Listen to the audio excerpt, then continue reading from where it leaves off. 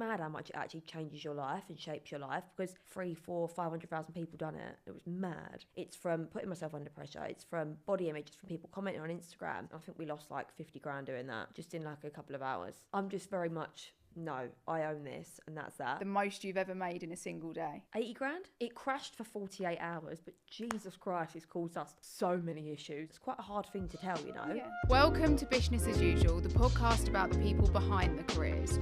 I'm your host, Claudia Bish, and each week I'll be diving into real conversations that go beyond the job titles. Expect honest stories, a few business gems along the way, and a reminder that behind every highlight reel, there's a whole lot more story. Now, let's get down to business. Hi, I'm Courtney Black, and this is Business as Usual.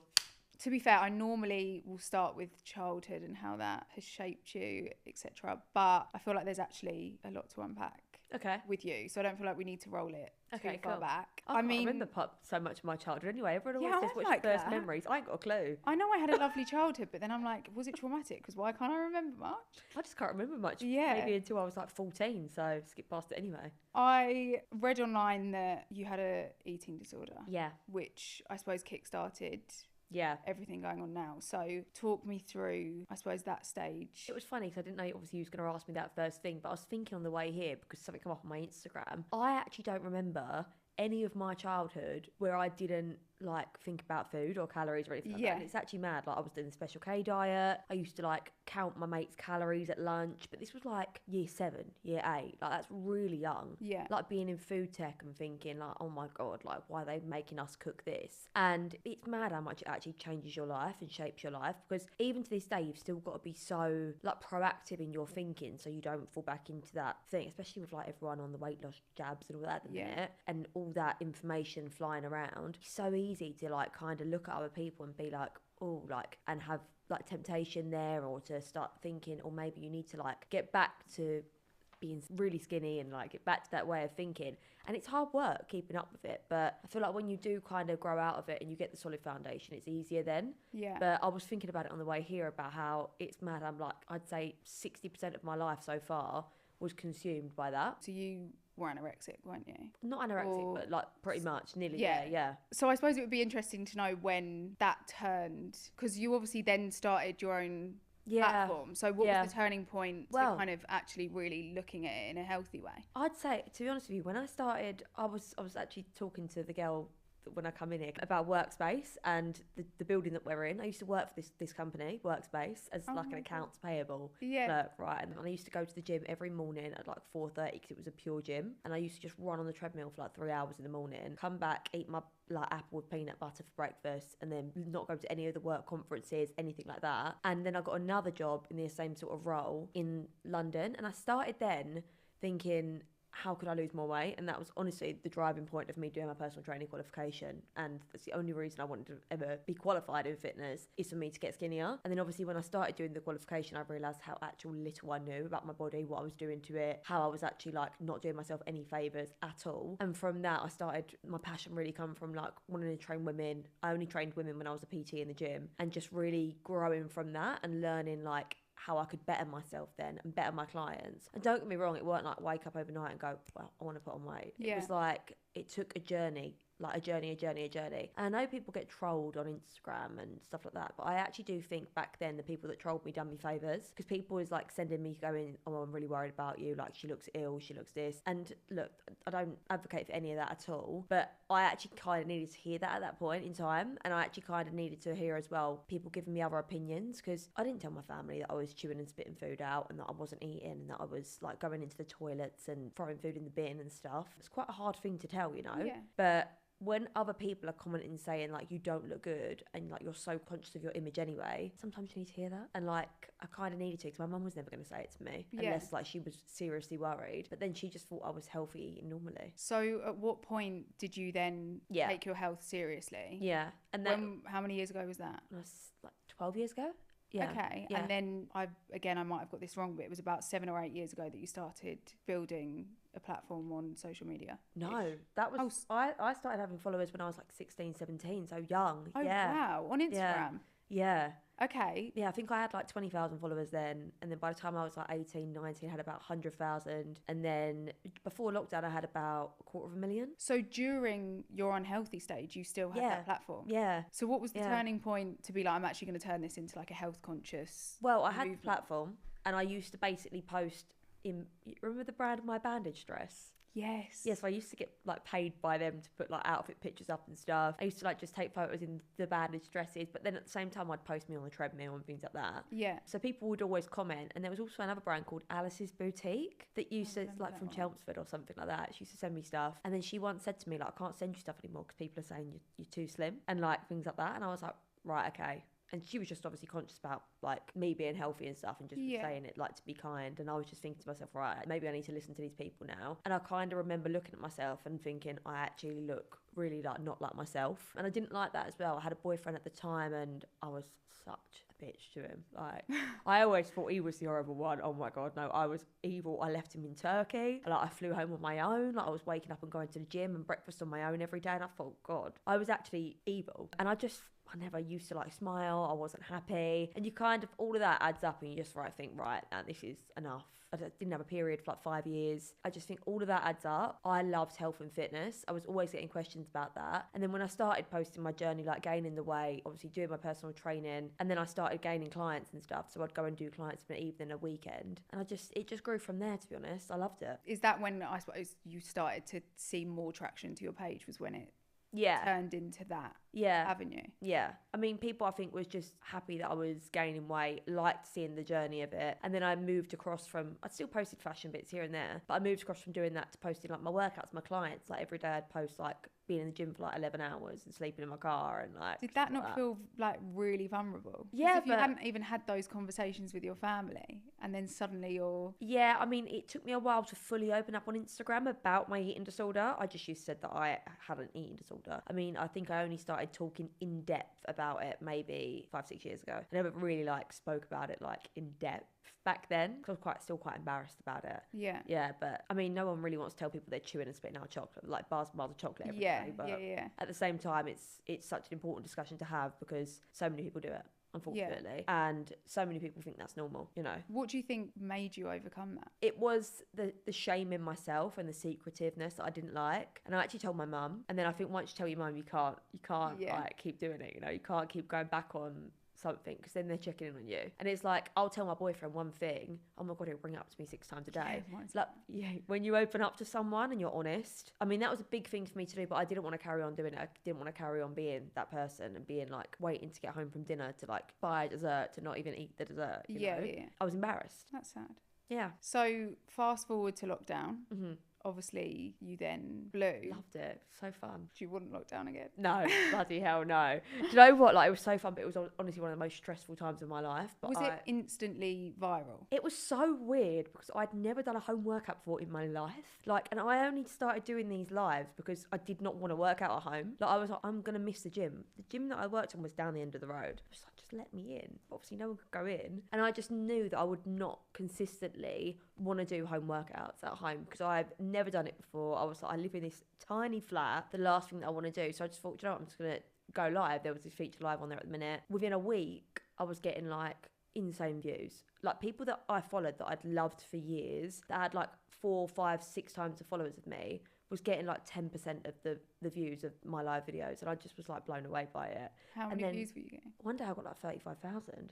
In one session? In one session. And then you played it back and like 3, 4, 500,000 people done it. It was mad. I remember it. It was mental. I can't say I partook because I was at a bit of a different stage in life. But I remember everyone talking about it and posting stories saying that they were going to do the workouts. It was mental. And everything. And I still do them every day. The lives? Yeah. I still film them workouts every day. But they're on an app. They're on an app. They're on my app now, yeah. But people are like, oh, what do you do now? I still film them on demand. And I love it. Did you feel, like, what were you feeling in that moment? Panic? Pressure? No, I thrive on things like that. I'm such a little performer, honestly. I get all giddy. Exciting. And as well, like, I'm in my living room, I can be as stupid as I want, you know. No one else was looking at me, but they was. But so to me, it was like, I knew that loads of people was tuning in, but I genuinely just was like having a laugh every day. But everyone suddenly knew your name? Yeah, it was great. Is that what you always wanted? No, like, if I'm honest, I feel like At the time, yeah. But now I really do not like the fact of, I love talking to people. Like, I never get shy talking to people. My boyfriend thinks I'm honestly mad. I'm just not a shy person. But I do get a little bit, I wouldn't even say social anxiety, but I do get a little bit like, I don't go out a lot. I just like my own company, like being at home. Nice. Yeah, I'm not like a sociable person. Yeah. But at the same time, I'm very confident. Like, I can walk in a room and talk to anyone. That's a good skill. Yeah. During lockdown, when this is all going absolutely crazy, you then launch an app. Well, no, I launched the app before lockdown. Oh, wow. Yeah, Touch. So roll it back to pre-lockdown again, sorry. Had the launch party 2 weeks before we went into lockdown.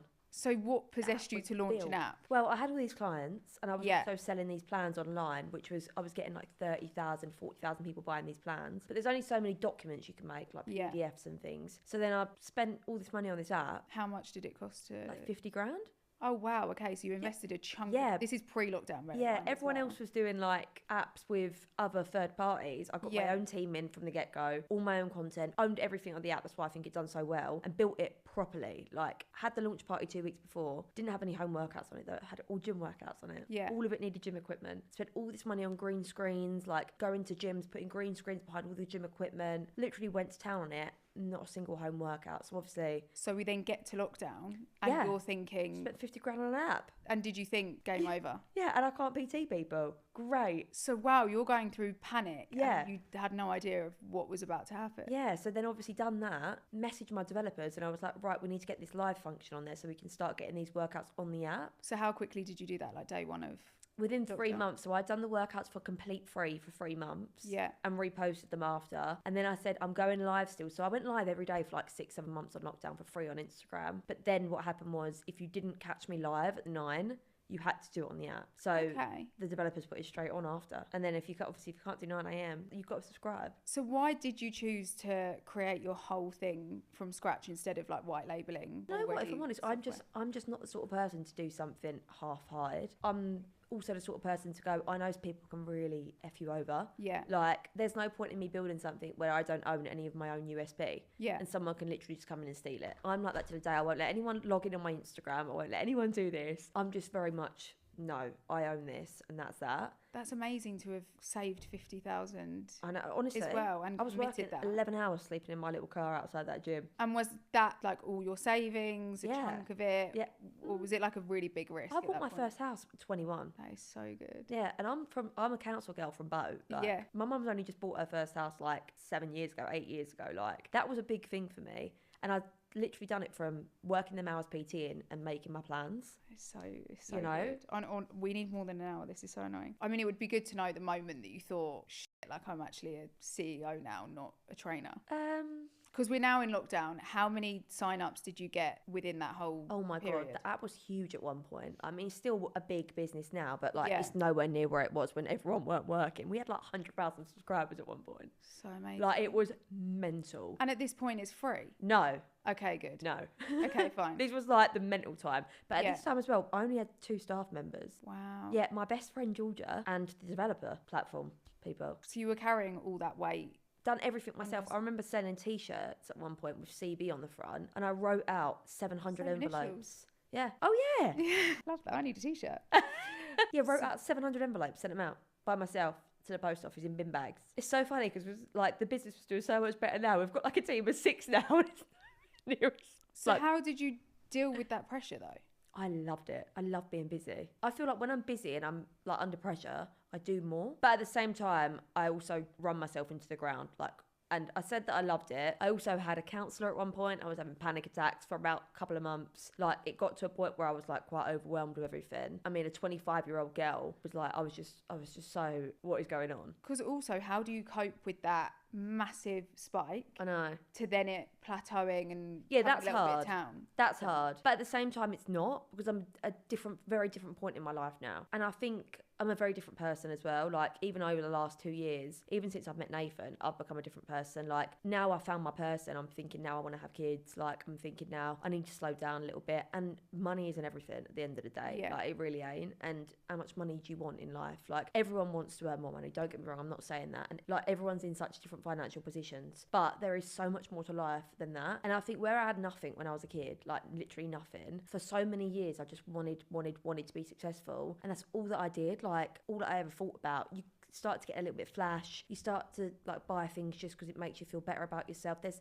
honestly so much more to life than that. And everyone wants money to be able to buy nice food, put food in the fridge, like have a nice warm house, stuff like that. But all the other stuff really, like, at the end of the day, I still like nice things. I'm not saying that at all. But how much of it do you need? Like, at the end of the day, you still need to be happy. You still need to have a good mindset about 100%. You. And I want to be able to have kids and spend time with my kids. Yeah. Whereas I never thought that 3-4 years ago. I always thought I'll have kids, but I'll still work all these hours. I actually don't want to do that anymore. I'm so happy that I finally found that in myself. I mean, that's an amazing place to be, though. It is, yeah. Because I feel like a lot of people chase that just money side. And I honestly thought I'd always be like that. You would have got a massive amount of, if you pumped in 50,000 in that app, yeah, which was a lot of what you had at the time, to then getting this massive reward, I guess, from all these subscribers. Did you have anyone in the background being like, you should invest this way, you should put your money here? No. To be honest Do you with have that now? No, not really. Okay. I'm terrible with stuff like that. I'm good with properties. Yeah. I've got properties and stuff, but no. And I'm so bad. I always just go, I'm too busy to think about something else, which is the worst thing to do. Obviously, my boyfriend helps me a bit now because like, I'll listen to him. I don't trust people. And 2, I don't want to think about anything else. I just want to think about planning my workouts and getting them on the app. That's so good that you're still so passionate about it, because I think people would see the cash and then be like, okay, I don't need to do this now. No, I genuinely love filming my workouts. Like all the other bits and bobs I don't like, but I love. But at the same time, I'm getting to train every day. Like, well, not every day when I film, and it's something that I love doing, and I have fun with it. And I'm in my little studio at home. It's like great. I don't even have to leave. Yeah. Have you really felt like you've had to almost reinvent yourself since lockdown? No, honestly, went on a bit of a journey this year, had my implants taken out. I'd wanted them out for years. Yeah. Years and years and years. And I don't know if you've seen photos of me like back when I was younger. When I had loads of fillers and stuff like that. Like, I feel like I've just been so many different people in my life to finally find who I am now. And people have to go through that journey though. It's I'm rare so glad that I did. You know exactly who you are at 16. Yeah, and I'm so glad that I did, because now I've really opened my eyes to so many different things, and I've put myself through so much. But in February when I had them taken out, I just feel like it's changed my life. Like honestly, I've got confidence like I've never had before, and I just feel like so much better in myself, and along with that I want to eat differently, I want to train differently. I'm thinking about like my kids and all stuff like that, and I am just on such a different path. I think our generation were just always taught unhealthy habits, whereas I feel like the next generation now, I would like to think everyone's big on wellness, health, gut health, all of that now. Yeah, there's a lot more visibility on it than there was. My mum's murder. My mum's terrible, but obviously she was born in an even worse generation. Yeah. What is she? Some of the things she comes out with, I think, Mum. I know. I mean, throughout, I've done all sorts of like milk diet. That's so bad for you. Special like K everything. Was the one. Yeah, the Special K diet was the one. I'm trying to think about soup diet, juice cabbage diet. Cabbage. Yeah, everything. You don't have investors, do you? No. So I am with a company that now do bits for me, but I'm not like big risk or anything like that. No, I mean as in into the app. Have you had any investors into the app? No. So it's all self-funded, yeah. Amazing. Yeah, but you know what? About a year ago, it was something that we was thinking about, and we made big pitch decks and we spoke to people, and I really like my team, and I wouldn't want anyone to come in and like change the fact that I can choose my team and I can choose the people that are around me. Yeah. Because if we get a bad seed, the bad seed goes. Like, we don't keep the bad seed in. It's like the poisonous apple, isn't it? That makes all the other apples and moldy. we've had a few, I'm not going to lie. Yeah. But like, that for me is a big thing, and the team that I have around me are really, really good. They love their jobs, and we as a company as well, like, growth is amazing, but I don't want my app to get so big that it loses the authenticity about it. Like, we don't film in big fancy studios, we film in our houses. They're home workouts for real people. And like, investors, the first thing they do when they come in, they go, okay, well, we're going to get you in this studio. I don't want to go to studios and film my workouts. It is what it is. I wake up, I stroll into my studio with my matcha, and I start filming. And I just don't think we need it. Yeah, it'd be great to get more subscribers, but with that also comes more hassle as well. And it's just like, as I said to you earlier, I don't think we need to keep growing. I want to nurture what we've got and just be happy and still enjoy it. Does the app look any different now than what it did when you first developed? Yeah, massively. Like, we've got full-time free developers in now at the minute. Like, it costs about 60 grand a month to run the app. Wow. Just on development. See, that would shock just a lot of people, because if there's people listening now that are like, I really want to start my own app. There's other ways to do it, don't get me wrong. Yeah. And there's other ways we could do it. We could get like a company on board. Like, we have in-house developers. We pay them per month, per developer. So what does that 60,000 look like? Where's that spread? 2 to 3 developers. Yeah. Someone that manages those developers, because you can't just have developers running around telling you all the developer lingo, right? So someone who manages those. We then have a license for some music on the app. We then have servers. So servers are like $6,000 a month just to host everything. We then have to pay the video platform that hosts all the videos. One thing that I'm really actually worried about doing, because I always want to keep the app super affordable, is we actually do need to do a small price increase soon. And I've been so scared to do it. But we've not changed our price in the last 6 years. And unfortunately, the app has got like 4 times more expensive as well at the same time. And 4 times, probably way more than 4 times the amount of content on there now. Honestly, yeah. And I'm scared to do it, but it's literally like I'm saying £2 a month more. I just don't want to... The people that I love being on the app and the long-term subscribers, I just don't ever want them to feel like it's out of reach or anything like that. So it's kind of something that I'm on the fence about. But everything else is inflating, but our app has stayed the same. But £60,000 a month cost... I know. It's no joke. Number at all. No, and that's without staff. Yeah, okay. So, I mean, what's your monthly outlay-ish? Yeah, I'd say 80. So £80,000 cost per month. Yeah. You've got to constantly be staying ahead of the curve. I know. It's crazy. Maintain that. Are you not driving yourself insane? Do you know what? Yeah and no.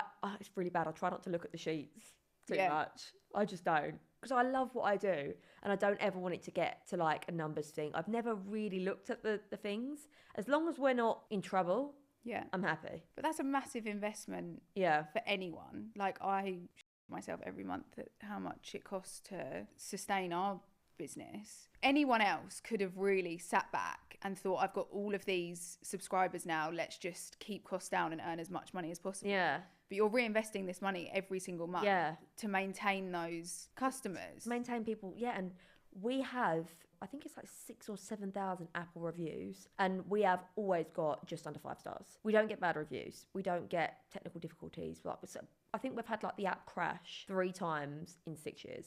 And when I mean crash for like 24 hours. Oh my God, it causes such a drama. But when I'm saying the app is bulletproof, it's bulletproof. Like there is nothing on it. And there's thousands of workouts on that app. So that could crash. There's thousands of recipes on that app. Every week there's like 20 new workouts added. And these are like hour-long workouts. They're like big storage on there. So like it's a lot. But we've never really had real complaints. And what do you think the secret is? Have a good team and don't, as I said, don't cut costs. I know people that have had like app developers or companies or people, and they come up to me and say, oh, like, how have you built it? And I said, we've got an in-house team and this is like how much we pay. Like, I'm very upfront and honest about it. Yeah. And people don't want to pay it. And I get it. It's a big cost. Like, it is a big cost. And obviously you've got to have the funding there to do it. But I also don't want people to come on to do that. Like, this was the thing for me. I used to train people for an hour a day. And that hour a day would either make their day or give them a really day, to be honest with you. If they come in, they had a crap workout, or I was in a mood, or they felt rubbish, and they left feeling crap, that influences their whole day, their whole evening. So for that hour they come on and train with me, I want them to feel unbelievable. Even if they're sweating and they're panicking and they hate me at the time, I want them to feel like they've accomplished something. So the last thing that I want them to do when they've scheduled out that 1 hour is come on my app and it ain't working, or it's crashing, or it's jittering out, or something annoying's happening to me. Because that would make me unsubscribe to something if that happened. Yeah, same. And I would literally lose all reputation then. So for me, it's like a big thing. Even when I was doing the free workouts, if one little thing went wrong, I'd be so annoyed. I'd be mortified. And I just think, I've scheduled the time in, you've scheduled the time in, and something's not working. And why can't I but you can't expect 100% perfection in anything at all times. Honestly, I do think my app is there. I'm joking. I'm joking. It will crash tomorrow. Don't say that. So let's actually go back to issues. Yeah. And now you've got it to a point where it is bulletproof. But has there been moments where you've thought, okay, we need to just rein it in now? Or have you always thought, I'm going to get through this, like it's a problem that can be fixed? Oh yeah, there's never been a problem that's not able to be fixed. Like whenever even we release something, like not last Christmas, the Christmas before, I remember being in Miami with Naif's family, and it was the first time I'd met his family, right? And the app crashed Christmas going into New Year. We just basically redeveloped the whole app. The whole look of it, the whole feel of it. It crashed for 48 hours, but Jesus Christ, it's caused us so many issues. Like the emails, the DMs. Oh my God, I was literally sitting there thinking, 48 hours of your life. Get me out of here. This is awful. But it was fixed and it was all fine. But you know, when you're paying developers that much money, do you lose subscribers? Or did you not really see a dip? Yeah and no. I think at the time, if someone's on a trial, you're going to lose them, right? But if someone's a long-term member of the app, which most of our subscribers have been with us for years, you think everything's going to shit. at the time, but in the grand scheme of things, no. It's just a very stressful time. But I think that was a bad time. And you just get little peaks like that, to be honest with you. Obviously, since lockdown, the business is not doing hardly anywhere near the numbers we was doing in lockdown, right? I'd say like a quarter of the numbers, which is like, you're like, whoa. But I bet that's still what the hell? Very good numbers. Still a very good business, yeah. But when I always think back and I think, would I want to get it back to that? One, I'm a realist. I'm also not like going to say I can easily get that many subscribers back in.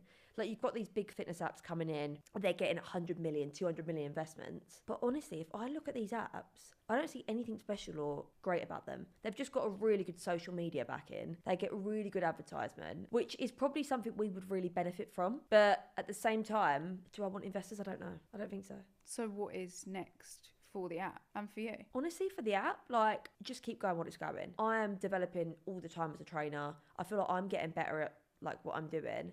And for me, it's to slow down. And I'm 29 years old, by the way. I'm not old. I'm young. Yeah. I'm a spring chicken. I shouldn't be saying I want to slow down, but I want to slow down. Yeah. And that doesn't mean I want to stop working. I'll always work. Always. I'll always be filming. I'll always have my app. I'll always have my team. But do I want to be like running around like a chicken with his head cut off, like thinking about this event, filming this, going on shoots, doing this? Not really. And at the same time, I want to have kids. I want to have a different chapter in my life. And at one point, I would have thought, I'm going to have kids and I'm going to make these pregnancy plans. I'm not going to be doing that. Yeah. I tell you that now. I'm going to be sticking true to myself, and I'm not going to be putting pressure on myself, like to be filming all this content around that, filming all this around that. I want to be stepping it back a little bit. I think there's a real beauty in also taking a step back and not just pushing all the time. So what will enough look like for you? I feel like I've got enough now. Okay. Yeah, but I just want obviously like more in life outside of business. I feel like that's important. Yeah, it is. But that's good that you're self-aware to be knowing that balance is important. Balance Because I is still so feel like important. I'm not there. Really? No, not really. When do you think you'll be there? I'm better than I was. Yeah. A lot better. So I'm finding that room now. Do you feel like you try to control all situations? Yeah. Yeah, same. So bad. It's so draining. Yeah, it is. But I've had to let go by having staff, you know. Yeah. You have to let go to that extent. But you don't really though, do you? No, you don't. It's a lot. I think sometimes the thing that's done it for me is getting a new partner. That's where I was going with it, honestly. Because he was like, whoa, we need an hour at least tonight together. You've worked from like 7 a.m. It's now 10:30. Can I have you for an hour? And then I feel this overwhelming guilt, like, wow, I've actually not even really looked at you today. Yeah, see, Nathan works like a dog. Like, he is such a hard worker. But being with him, honestly, since I met him, and it's weird because he's such a hard worker, like you'd think, and all of his family are such hard workers, but it makes me want to calm down. Yeah. It makes me want to chill out, because at the same time I see how stressed out he gets. I don't want to be stressed out as well, like, and I just think there's beauty in calming down. And I can get really aggy. I can be a bitch, right? I can. But I've realised that it's not because I've always thought, what is wrong with me? Like, there could be something there and I'll be looking at it and it will be making my back tense. Or someone in the office, I don't even have an office, but say we was doing an office day, has been messy. I'll be thinking, oh my God, so out. And I just would literally be, this is all part of stress though, and I've never really took that in before. I just thought it was my mind and me being like irrational, impatient. I am a bit irrational and impatient as well, but at the same time I am so stressed out all the time, and it's not just from work, it's from putting myself under pressure, it's from body image, it's from people commenting on Instagram, and everything all adds up. Do you have coping mechanisms for that? I've started meditating. Okay, so I need to try that. It's brilliant. You're going to like, and I think you'll be quite surprised, because I always thought there's no way that I could listen to a meditation and not think, I don't think of anything. Yeah. God, it's brilliant. Honestly, I lay there, I meditate 5 minutes in the morning. I wake up super early anyway, so it's fine. I've got loads of time on my hands in the morning. 5 minutes in the morning, 5 minutes after I train, and then I try to do 5 minutes in the afternoon, but most of the time that don't end up happening. But even after I've done a workout, I can literally feel my heart go like, whoo.